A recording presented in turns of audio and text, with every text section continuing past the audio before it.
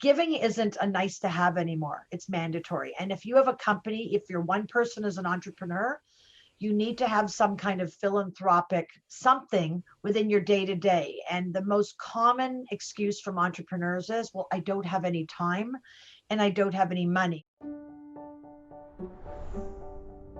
From Six Story, I'm your producer, Diana Hong, and you're listening to Rev Up Your Potential with Hilda Gann, the show where we talk with entrepreneurs in Toronto about the stories behind their success and the lessons they've learned along the way. And now your host, Hilda Gann.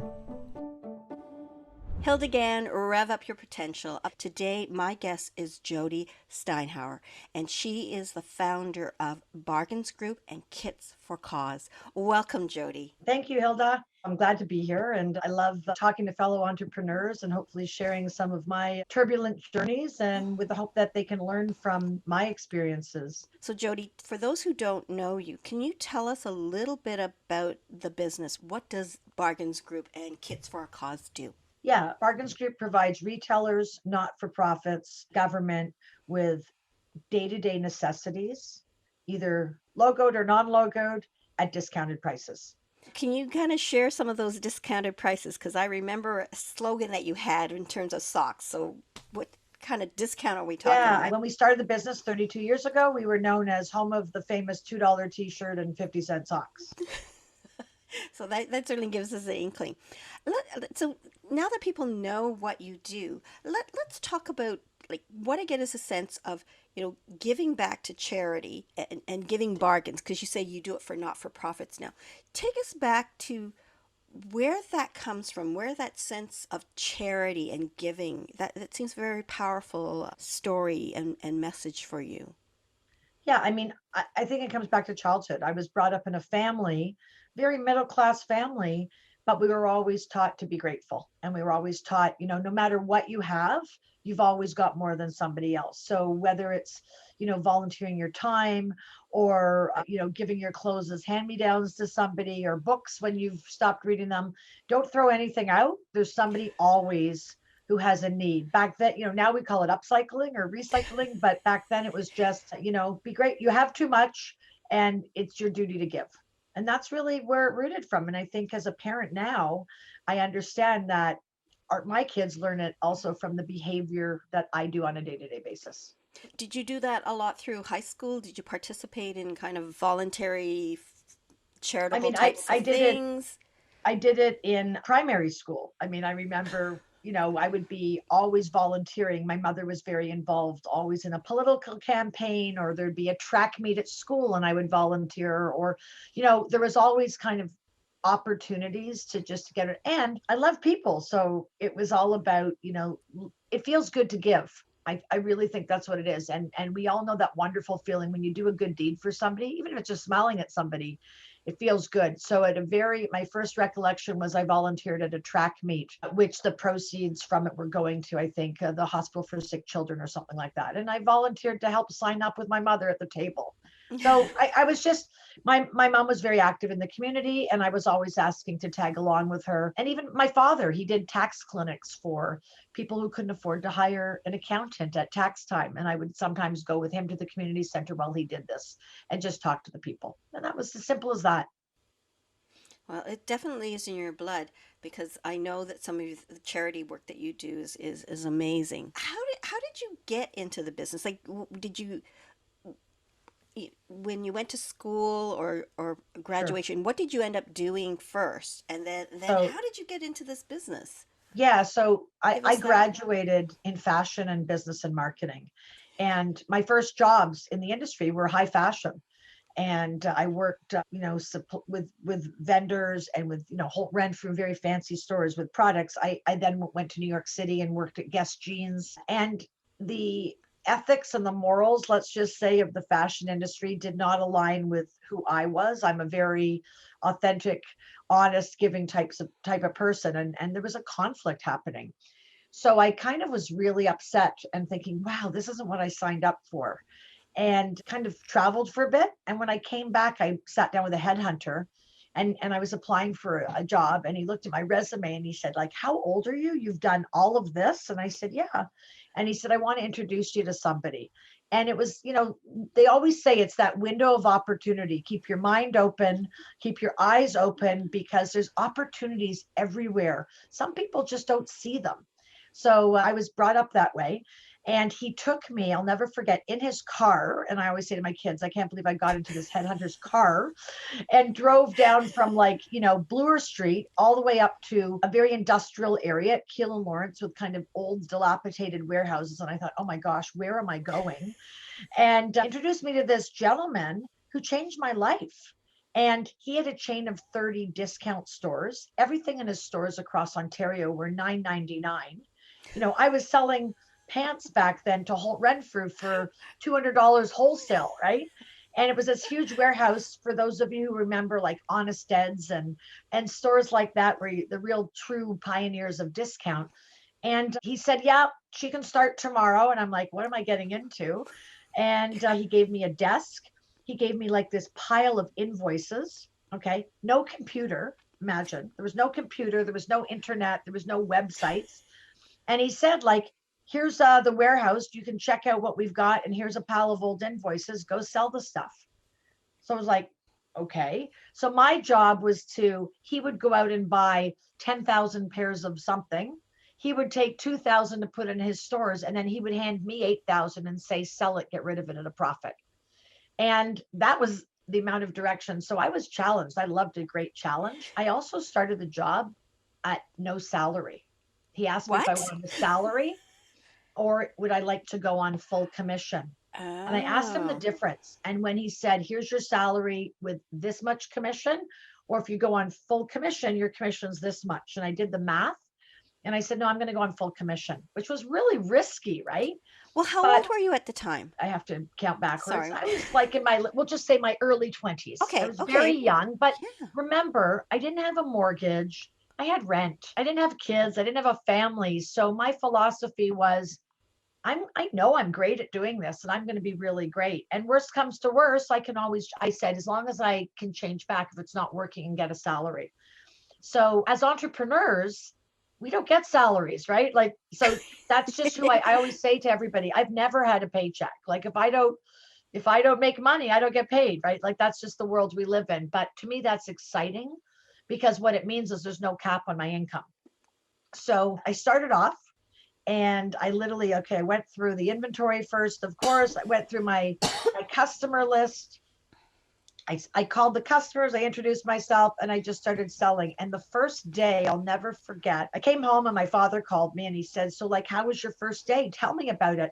And I said, I sold 100 dozen underwear. And he said, oh my gosh, 100 dozen. Like that's a huge number. How much was the sale? I said, it doesn't matter. It was 100 dozen underwear. And he kept asking me, okay, great. But like, what was the transaction amount, right? He kept asking me, finally broke me down. And I said, it was only $600, Dad. He goes, $600? The underwear was $6 a dozen? I said, yeah. And he said, okay, you found your niche. So I realized that I love the action. I love the transaction. I loved explaining to a retailer. I wasn't just selling them the underwear. I was going to tell them how to merchandise it, what signage to put on. If they sold 4 for $5 versus, $1 a pair, they were going to make way more, or 5 for $4, I should say. They were going to make way more money, and they were going to also make their customers happy. So I was trained many years ago by Dilex, who had an incredible retail training program. At a very young age, I worked at Fairweather, and I took all those, those tidbits of tricks and tips and all of that from my fashion world and just kind of recycled it. But at the end of the day, I've always been brought up with give them more than they ever expected, under promise and over deliver. And that's what I live by. So we talked about charity, but there's this entrepreneurial blood in you from the beginning. Now, where did that come from? Well, where did it come? It probably came from growing up. I did not come from an entrepreneurial family. I did not say I want to be an entrepreneur. I just always strived to be the best and owned everything I did. So when I worked for anybody, right? Mm-hmm. They would just say, just give it to Jody. She'll get it done. And that was my reputation, which I didn't realize, right? So I ran any job I had, I owned that job like it was my company. I didn't think any differently. So I always thought as an owner, and that's why every job I always had, I was off the charts because I gave more than my boss would ever expect from an employee because I had an owner's mentality. So Mm-hmm. that's really, I think, where it came from. So to me, that was just natural. That's just what you do. And I'm an efficiency freak. So my philosophy is if I make you happy, Hilda, and I overpromise and always give you more. Normally, when you're buying products from a wholesaler, you're not saying to them, how do you think I should hang it on the rack? How do you think I should sell it? What price should I put at? Have you thought about a great, like whatever? Have you thought of an add-on sale? Have you thought of this? Most salespeople are like, oh, I never thought of that. I'm not really sure. But I would say, listen, Hilda, do you want some great ideas on how to make more money? Do you want me to explain to you how you can make money on your clearance rack and you can actually make it a profit center, not a loss center?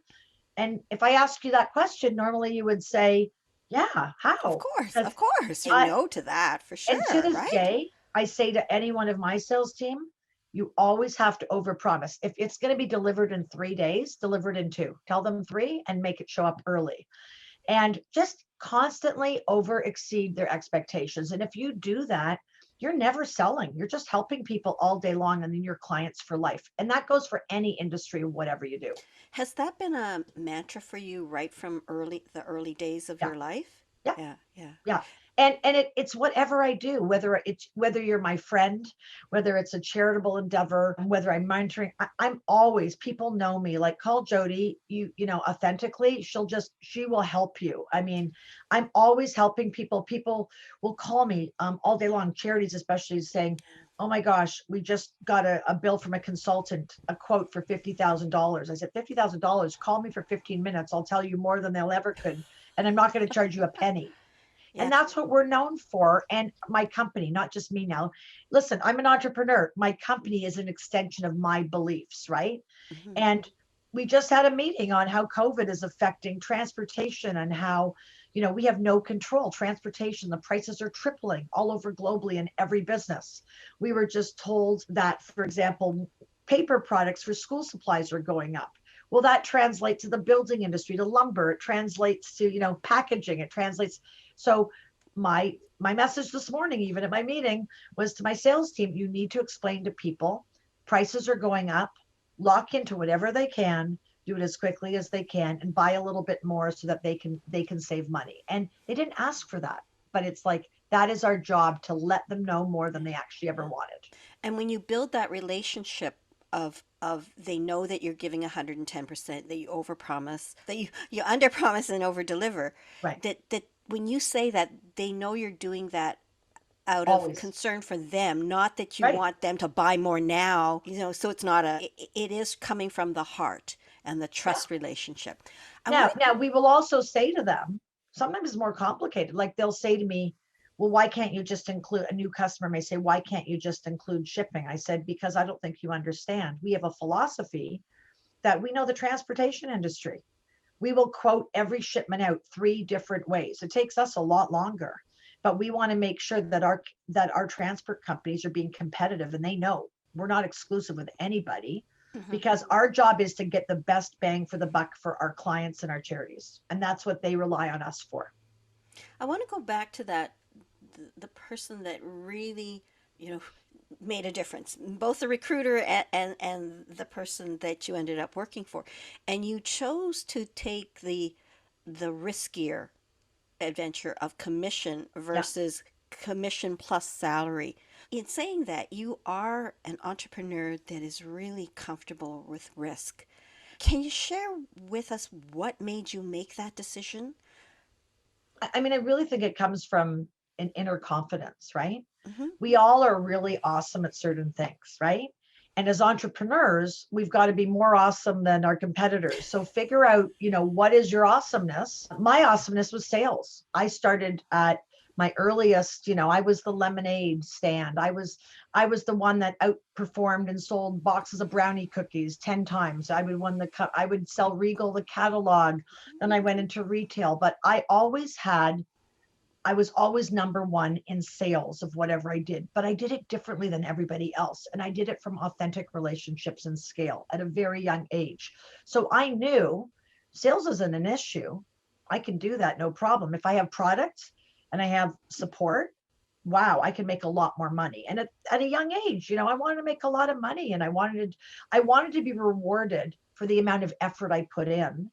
And I was very aware of I've never been a 9 to 5 person. And I'd say to everybody, if you think you're going to make a ton of money from 9 to 5, for entrepreneurs, if you are not excited about working 12 to 15-hour days, 7 days a week, then don't do it.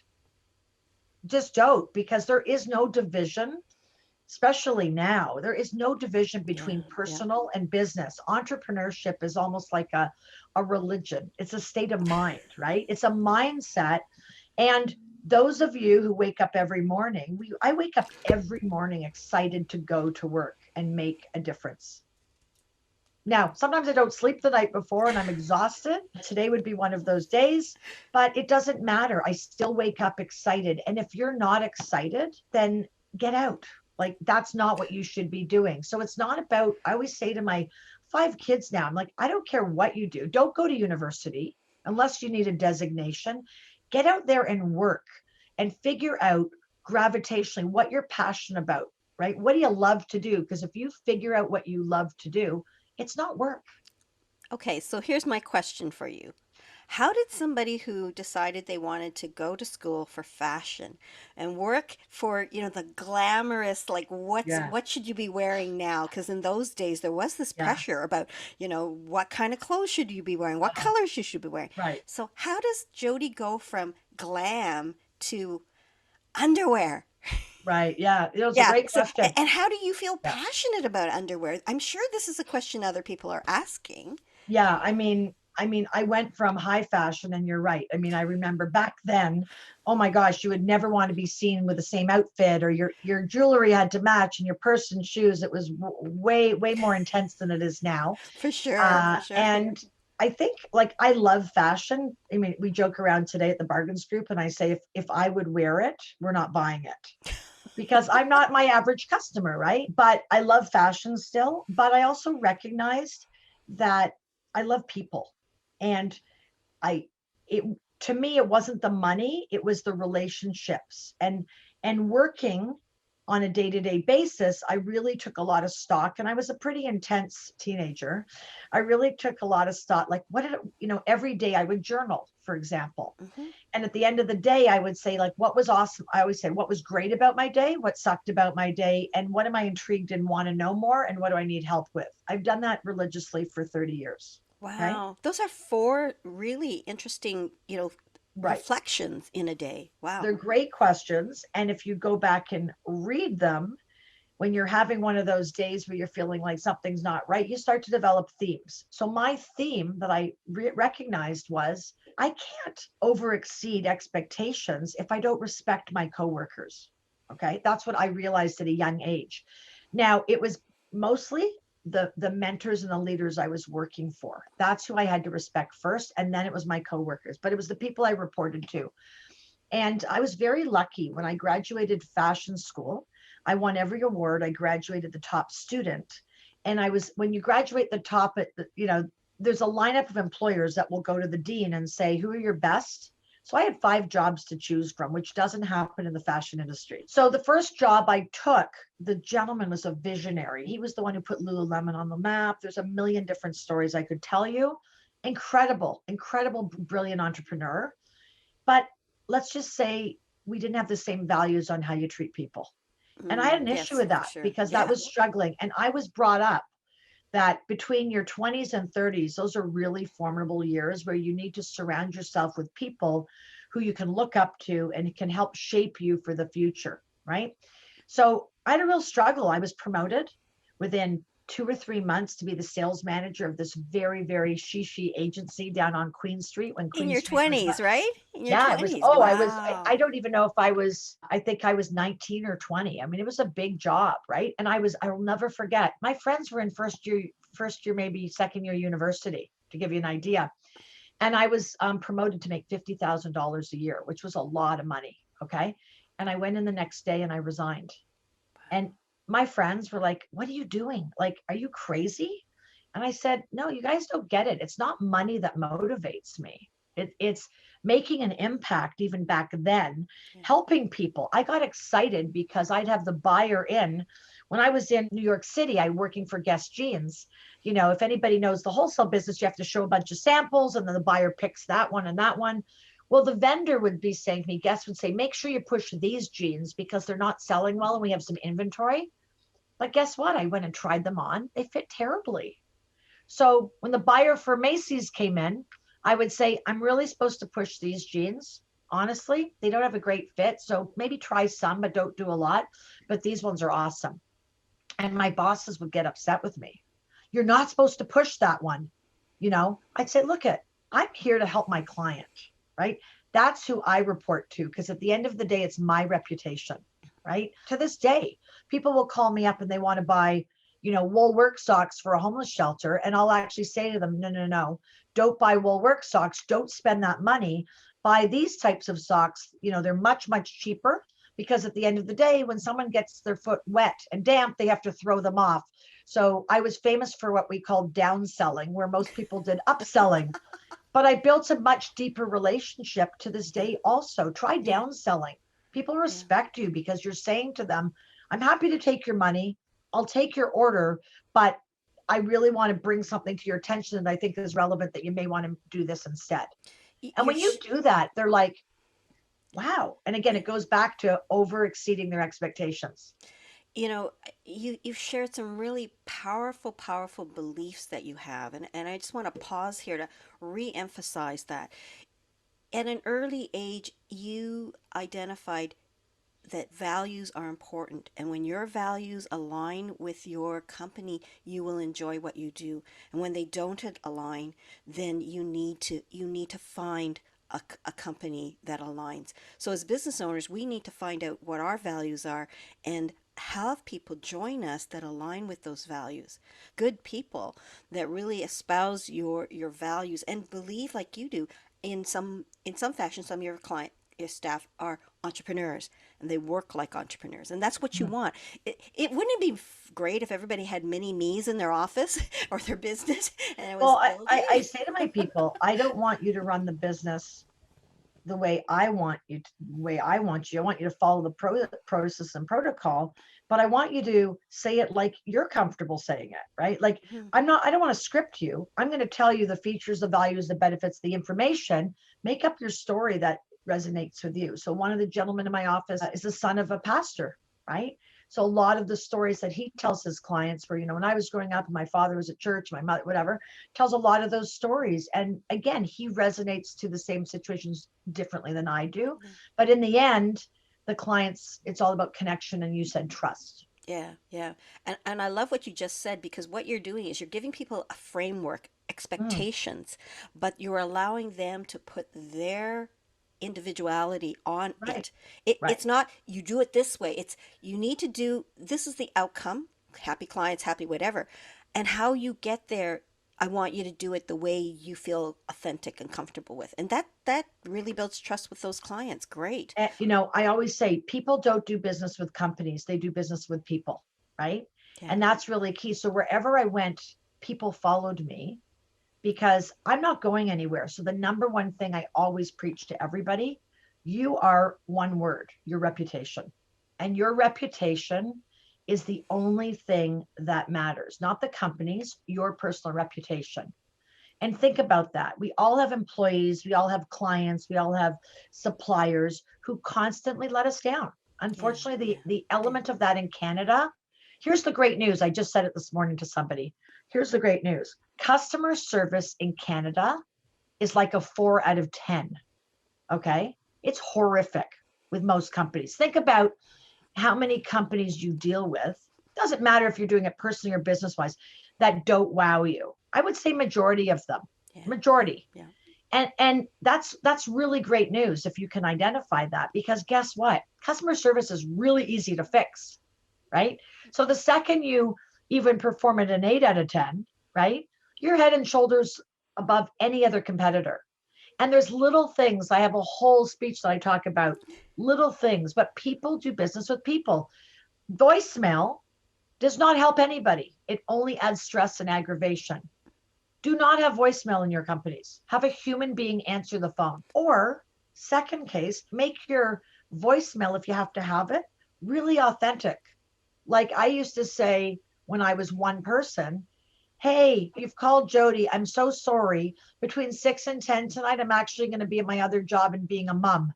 If you need me to get back to you right after, you know me, I don't ever sleep. I'll be happy to. Otherwise, if it can wait till tomorrow, love to help you then. Have an awesome night.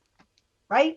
Mm-hmm. So even if they didn't get me, they felt that connection to me. Right? Right, right. And again, I've got a key person today whose kids at home barfing. We're all people, and COVID has really brought that to us. You don't have to be so formal all the time. You can say, I'm so tired that my fire, one of the guys just said, my fire alarm was going off all last night in the building. I'm exhausted. I said, great. Thanks for sharing, right? We know the mindset you're in.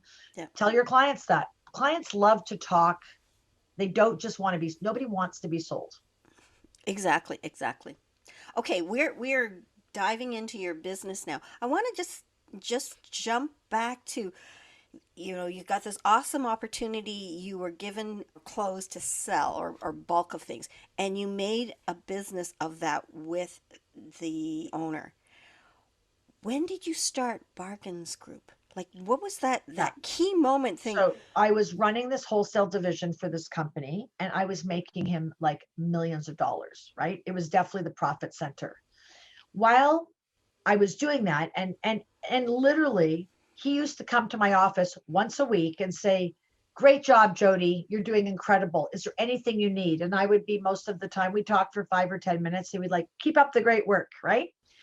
So one day I started getting asked, I remember, and it's kind of ironic now, about tie-dye product, because tie-dye is all back now, right?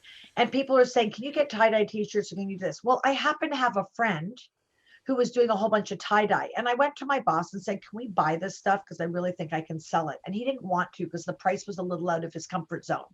So I said to him, because I was honest and I had integrity, would you mind if I did some side deals on this? Because I really think our clients would appreciate it, some of them. And I want to make them happy. So they just always call back and call Jody. And he said, absolutely, I have no problem whatsoever. So I went to I registered. I still have the paper. Bargains, the name. Can you imagine? Nobody owned a company called Bargains back then. It's just like, think about that. So I registered the name, and I would do like little side deals. So my friend would do thing. They were tie dyeing in the basement. I would, sell them here. So that's how I had a side gig, as they call it now, right? But I was very authentic about it, because I always say, don't ever ruin where your bread is buttered, right? So, that was my day job. So there was other things somebody would say, Jody, you know everybody, because it's all about your network. It's all about your connections. So I was in with some pretty big people, and somebody would say to me, hey, I've got, water bottles, or I've got some candy. You know Honest Ed's really well. Can you sell it? And I'm like, well, I don't really do candy. So I always would be respectful and ask my boss, I've been offered a deal on candy. Are you okay? Do you want it? Always no. Well, usually it was no.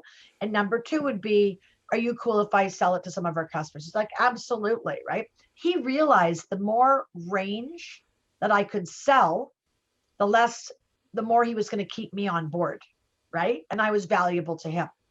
So that's kind of how Bargain started. But here's what happened. He was doing a side deal to acquire and make an acquisition of a company of a former partner who it didn't end well. And this guy went bankrupt. So all his real estate leases came available. And my boss said, I'm going to show him, I'm going to buy out all his stores. And it was totally an ego play. There was no business. And I said to him, why? Like, why are you going to buy them? He went bankrupt for a reason. It's location. They were terrible locations. He got so far into the deal and the acquisition with the lawyers that he came to me and said, you're right. I should never have done this. I'm into $750,000 of legal fees. I'm going to pull the plug, but I'm going to have to bankrupt the entire company. And I said, okay. And he said, but you make me all my money. So I've already got a contingency plan. I've spoken to the neighbor next door, because we're going to be kicked out. I've already secured a spot for you. And you're going to start to continue to do the deals on wholesale product. But here's the problem. We're going to have no money to hire anybody. We're going to have to get rid of all the stuff. You're going to have to answer the phones, ship the product, do the sales, everything. Okay. But I'm going to give you 10% now of the business on top of your commission. So it was a really great opportunity for me. And that was on like a Friday. And I thought about it over the weekend and I came back and I said, I actually am really flattered, but I think I'm going to put my name on the door and do it myself. My boyfriend at the time said, you are the business. Why don't you just put your name on it? What do you have to lose? And I figured there's the risk. I had nothing to lose. Would I do that today? Don't know. Okay. But I didn't have a mortgage. I didn't have children. I had a car payment, food, and a rent payment. So I said to him, because this is another lesson I always say, always leave the door open, right? It's really important how you exit a room, not how you enter. And I said to him, I hope you understand. I'm flattered, but I really think I'm going to do it on my own, but I'm happy to help and support you and sell all your product for you. And he said, that would be great. So he had the best of both worlds. He didn't have to invest in anything, but I would still help him. And that's how I started. Okay. And literally within 48 hours, the trade at the time was all in Montreal on Chabanel and the Spadina in Toronto, Chabanel, when the streets were lined with factories, 30 years ago. That's when this was all about. And all of the suppliers heard what was going on. And because of my reputation, they called me and said, we heard you're leaving. We want you to help us. We're going to send you samples, go sell. We'll send you the inventory. And Jody, we trust you. Pay us when you get paid. And from a risk perspective, back then I said, oh, okay, great. Thank you. I did not understand when people say, how did you finance your company? I say, I didn't. My suppliers financed it. And that's the beautiful benefit of when people trust you. People were sending me $20, $50, $100,000 worth of product. I was sending it to stores that I sold. And when the store paid me, I would pay the supplier. Okay. Now, the people originally said, you'll just sell it under our name. And I wasn't stupid. And I said, no, I won't. I'm not telling you who my customers are, right? Those are my relationships, which again, your relationships are golden, right? Your brand and your relationships. So that's how I started. And it was literally overnight. And then sadly, it's important for you to understand this. The gentleman who was my mentor, who taught me this whole discount world, who I would still say was brilliant, taught me everything, okay, got greedy. And the receivers came in and we had a shipment that was going to a store called Eden's Department Store. And it was a back to school promotion right across Canada. It was being advertised in all the newspapers. And this was the product. And we now are going bankrupt. So I said to him, I need to make sure that the buyer gets your product because that's our reputation. So he dealt with the receiver, cut a deal that he could negotiate with me, told me to come in, okay, had me bid on the product. Well, I said to him, I've never bought a bankruptcy. You didn't buy the product. You didn't even pay the supplier. So your cost is zero. And let's just say we sold it for $5. I started negotiating at 10 cents on the dollar. So I started negotiating, got all the way up to $5, which was the cost of the product that it was going to be sold to Eden's. And he said, if you don't want to do that, then forget it. I said, why would I pay you $5 when we're selling it to Eden's? I've got to make a living. And he said, that's just the way it is. So I went out into my car and cried. And I cried and I thought, I've lost all respect for you. You just tried to take advantage of me. Yeah. He owed me $2,000 in commissions, which I was not going to be paid for. And I figured I can walk away. I'll make it up. But I was going to disappoint Eden's Department Store, which is my client. So I called the buyer. I'll never forget crying, told her what happened. And she said, Jody, I so always have loved dealing with you because you always tell me the truth. We're going to teach him a lesson. So what did she do? She said, they're going to call you on how to route the product across the country because they don't know how to do that. And I'm going to fine them $5,000 for every location that gets routed improperly, timing, all of this. And she did it. It was like, don't get mad, get even. So of course, he had his people call me and ask how to do it. They had no idea. I rerouted everything across the country backwards. And he got fined $5,000 for every single store. Okay. Mm-hmm. And he called me and he said, why did you do that? You really taught me a lesson. I should never, ever have done that. I said, no, and I will never help you because of what you did. You had an opportunity for everything to be nice. And to this day, we've never spoken. And to this day, my business is 1,000 times as large. And he, last time I checked, was just barely struggling. And things like that stay with you for life.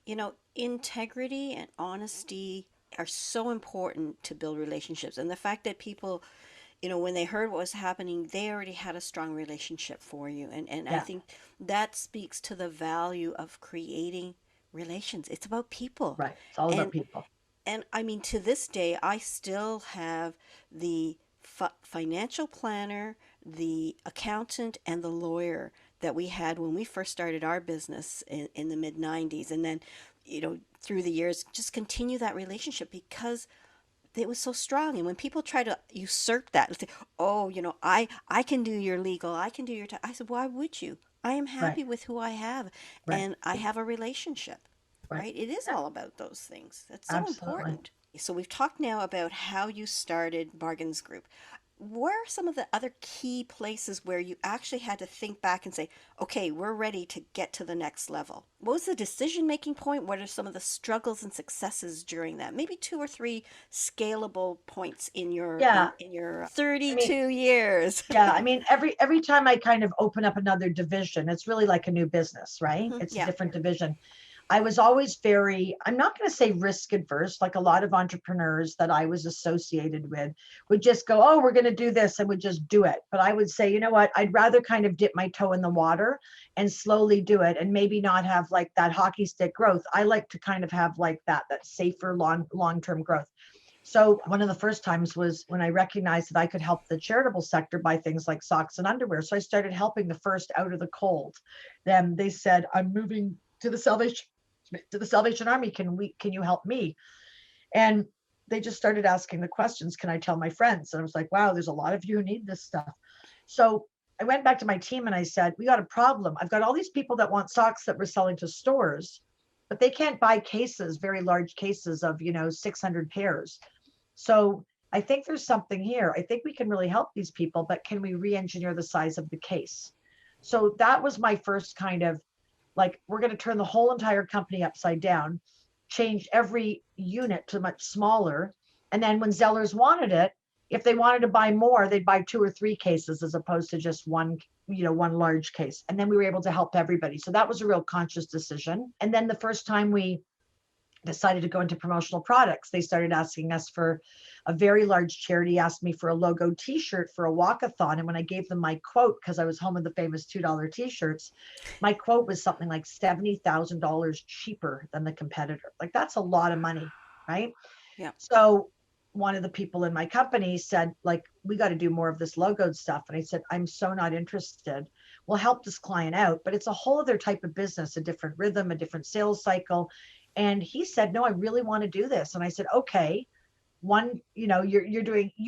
was servicing retail stores for years. I said, you can start taking 10% of your day and learning on my dime how to do promotional products and how to service these people. And then because it's different when you're selling to a store, they need product all the time. When you're selling promotional products, they may only need product once a year, right? Right. For their Very their different annual sales. bazaar or something like Right. that. Yeah, yeah. Absolutely. Staff event, whatever. Yep. So I just basically said, you're going to start, decreasing this a little bit and increasing this. And as this gets more and more, it'll come up. So then we had a full-fledged division. So that's those are some pivotal points. But I remember it really broke my heart one day. A homeless shelter said to me, we're having a huge problem. We don't have enough supplies, and people on the street are getting frostbite because we can't supply them with gloves and socks because we don't have enough, or, we need some more. And I said, I think I can help bridge. And I always say, I'm a broker of goodness, right? That's all I'm doing. Everything I do is I'm brokering people with good deeds.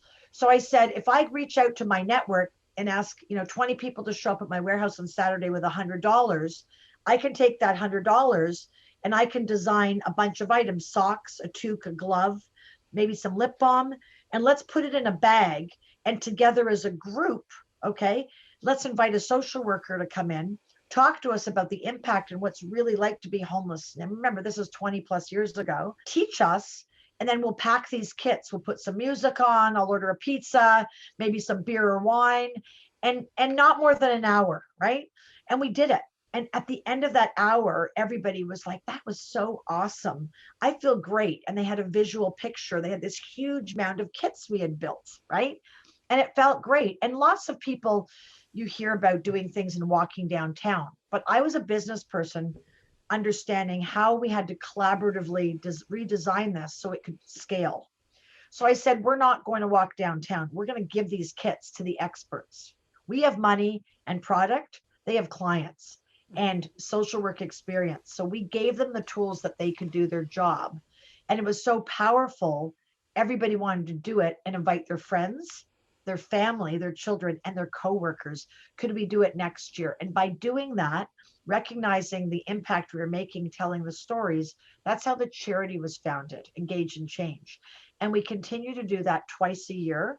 We get people together, we pack kits, and then we donate them to, now it's 240 charities and shelters within 2 hours of Toronto so that nobody freezes to death in the winter. And in the summertime, we do Project Water so nobody dies of dehydration. And both of those projects were 2 decades ahead of corporate social responsibility, that now the buzzwords, we were just way ahead of the curve and they caught up. And that's why we now created Kits for a Cause, which is the catalyst of teaching everybody how to do it. Yeah, that's so impressive. What's the name of the charity again that you The created? charity is called Engage and Change. And it houses those two major events every Two, year. two major events. Project Winter Survival is always in January Hmm. when it's after Christmas and the cupboards are bare and it really does get cold. And Project Water is in June. And we give away like 500,000 bottles of water and we build thousands of summer survival kits so that nobody dies on our streets of dehydration. And where do these ideas come from? You know, like Just a need, right? this I is a mean, massive sense of philanthropy that you've created. And I know it started 20 years ago, but this is amazing. Where does this come from? well, again, it comes back to who I am as a child. I love helping. I was taught at a young age. It feels really great to help. And I was able to identify that. Again, when I heard the stories of these social workers telling me it's in my blood to say, well, how can I help them? And then I realized really easily, I know lots of people with Yeah, money. I've got yeah. warehouses full of product and I've got tons of connections. This is not difficult and it'll really be like fun, right? And Hmm. it'll feel good. And that's really where it came from, just out of recognizing, if you have to start from scratch, it's hard. But if you don't have to start from scratch, think about what you do in your company or what your Yeah, unique yeah. abilities are. And if you could share that with someone who couldn't afford it, like what would that be? So I wasn't doing a stretch of something totally different. I was doing something that I already did really well. And how could I share that? I remember you sharing that it's almost like a full time, like it takes a long time to coordinate these. And it's almost like when you finish one, you're preparing for Yeah. the next one. Yeah. It's a big undertaking, but again, I brought it into my company and my coworkers and everybody who wants to partake and volunteer and be part of it. That's who our culture is at the Bargains Group. We say part of your job, you will be responsible depending on your position in doing this at our 2 charitable days. And if you'd like to do more, let me know. We'll get you involved more.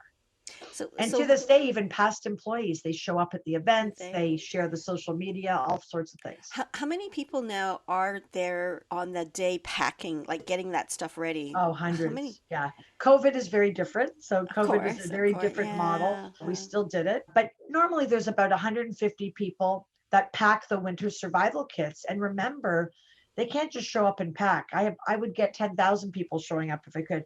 They have to invest. So either their company or themselves have to raise, sponsor, or fundraise $1,000 to have a spot at the table because it's an engagement event. We're not just Mm-hmm. doing a task. There's a very kind of scripted, very tight, it's an event. People have no attention span. They do want to help, they do want to give, but frankly nobody wants to take a full day out of their schedule anymore. But if I can do everything within a couple hours, they're in because they feel like they've moved a mountain.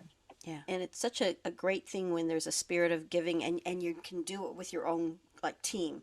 Yeah, Um, absolutely. like Some a people come corporate out team and could do we have that. people as long as 12-year-old kids this year who raised money themselves, through their school, and they showed up to the, vice president of the bank and Wow. his team. Wow. Wow. Now you have another cause now that you're just starting. That sounds like another big scale that you're doing in terms of the business. Yeah, I mean, it's basically the world's kind of, I say, is now caught up to me about giving and impact. I was just way ahead of the curve. So 5 years ago, again, we talked about opportunities for entrepreneurs. They're always there.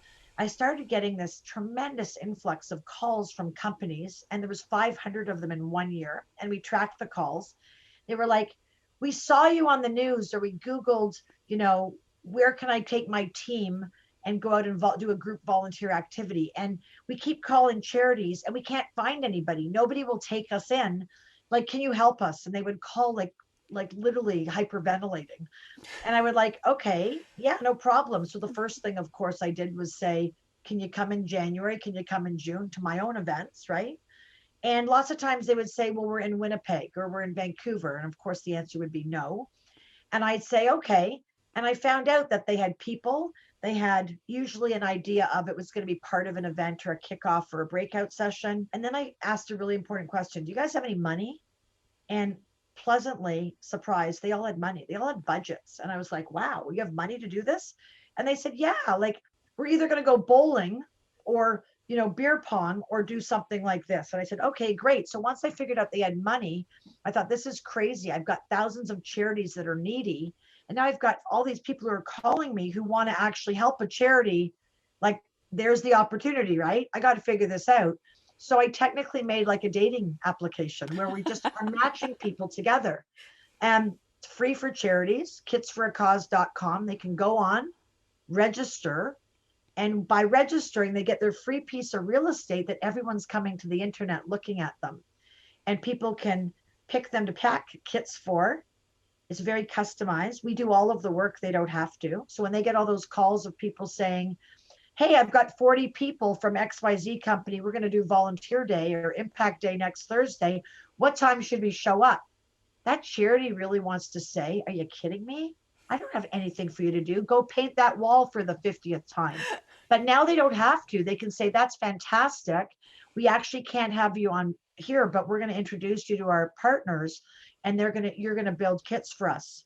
And this is, don't worry. And they introduce them back over to us. So people can build kits and have the same experience we do at our charity with a person coming in and educating. We plan the whole event for them for free. That's what's really cool. It's a social enterprise because we wanted to make it scalable, right? The charity was not scalable. So I had to figure out, do I take the charity and put it in every community across Canada?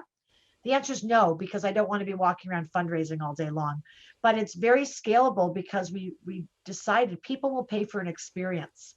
So Kits for a Cause is about purchasing a team building and group volunteering experience with local impact. So they pick a charity, they build their kits, they have a great time. We even teach them how to market it, how to put it on the website, how to talk to customers, suppliers. So it's got a long-term effect. And all we did was rip off and replicate ourselves as we do it as a company and the charity I created. And it's having massive impact. It did over 7 figures in the first 12 months with no advertising, absolutely nothing other than people finding us on Google, because we found a problem in society. And as entrepreneurs, we're really good at that. And it's really exciting because even during COVID, you can do a kit pack around your dining room table with your kids. And you can do a kit pack with 6,000 people. And now we've got a COVID version. You can do it virtually. And it's gone now to the next step. Only a week ago, we launched the biggest piece of it, which is a wish list. So think about a bridal registry. Now, when a charity tells you they need something, they can create their own wish list in 3 seconds from us, share it with their network, ask people to help them. And when you purchase something on this wish list, you know that it's exactly what the charity needs. It's a cheaper price than going to a store. And the best part is you get a tax receipt. So yes, these are all new problems in society, which as an entrepreneur, I find there's a statistic the other day that said within 1 year, if COVID doesn't leave us, 60% of the charities are going to close. Wow. Wow. That's huge, right? So I'm like, how can I contribute? I can't fix that, but how can I contribute to make sure that charities have what they need? Because people aren't going to stores shopping. People aren't trusting and people aren't giving. So how can we change that? And that's what we've done. So how can people, who are listening and spread the word, how can charities connect with you, and how can businesses who want to help to give and do back. their Yeah. social corporate responsibility, give back. Where would they Yeah, you can connect? either go to bargainsgroup.com or kitsforacause.com, right? Or reach out to me by name on LinkedIn. Or pick up a phone. I'm old fashioned. I'd much rather have a conversation with someone on the phone. So whatever way they want to, we're doing it now. We've branched into the United States now because giving isn't a nice to have anymore. It's mandatory. And if you have a company, if you're one person as an entrepreneur, you need to have some kind of philanthropic something within your day to day. And the most common excuse from entrepreneurs is, well, I don't have any time and I don't have any money. And I will say, yes, you do. I'm not a big company. I do more philanthropy than a company like TELUS does. Okay. Now, you don't have to go to that scale, but you can do little things. And that's what I teach people. Do a little thing, build it into your marketing, and it'll look like you're doing potentially a lot more. But companies only want to do business with people who do good. And you will get, I will guarantee you, if you're quoting or bidding against another company and they do no philanthropy and you've embedded it into who you are and who your company is, you will get the contract hands down. And the same with hiring people. People want to work for a company and people who do good now. It's mandatory. So if you're stuck and you don't know how, I'm happy to talk you through and book a call on how you can do. And it's got to be what you believe in or your employees, your teams believe in, not kind of just a nice to have. Like, no, just writing a check to the local hospital isn't good enough, right? It's Yeah, yeah, nice, but it's not who you are. yeah, yeah. You talk about, you've got 5 kids, you've got this business, you talk about people willing to do 12 to 15 hours a day. Like, how do you do that? And why do you do that? That's a lot of time, a lot of giving and running the business. I I love mean, what I do. it's I mean, amazing. It's, it really comes down to loving what you do every day. I mean, I always say, not everyone likes me, and that's okay, right? Most importantly, you've got to like yourself. You've got to love what you do, right? Like, my kids joke around me all day long. It doesn't matter if we're watching TV, I'm reading the newspaper. I'm always looking for who I can broker happiness to. This morning I came in and I got 2 newspaper articles about 2 projects that were building shoeboxes. I had never heard of them, handed them to somebody in my company and said, do me a favor. I got to meet Hilda. Can you look up who are these people? Get me a contact and I'm going to reach out to them and say, hey, I heard about you. It's awesome what you're wow, doing. wow. Can I help you? I've got lots of donations. What do you need? So that makes me feel good. And I have to do something every day that makes me feel good. So why not do it all day long? Right? Do you ever feel like that's too much? I have to slow down. I Yeah. overwork.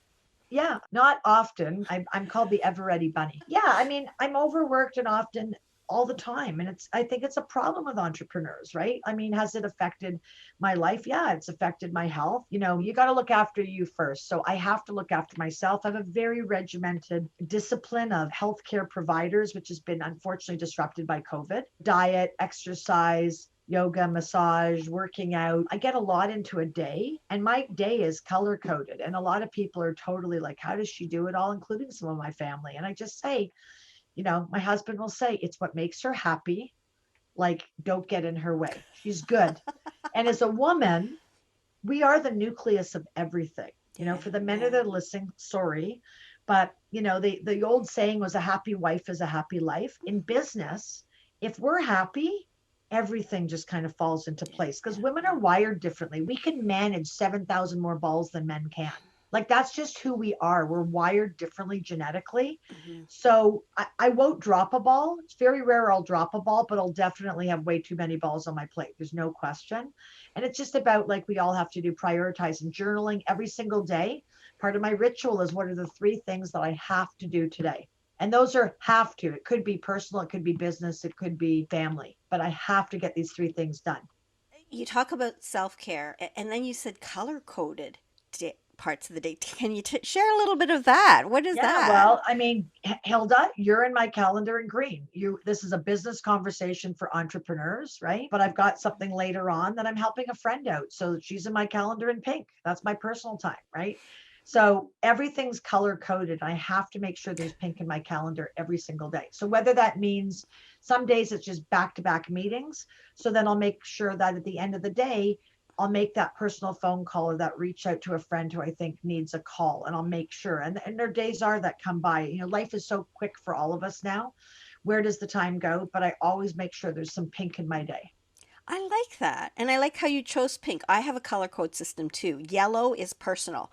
So Okay. anything to do with my family, orange is business, and then when I do speaking or whatever, that's green. And so I can see at a glance that, oh yes, I have to do content today and I have to, but I Right. never thought about that pink. Maybe I should turn my yellow into pink because then it's a Well, it's all, happier color. I think you have a very similar system. It's just a matter of, what, at the end of the day, I always say my system works for me.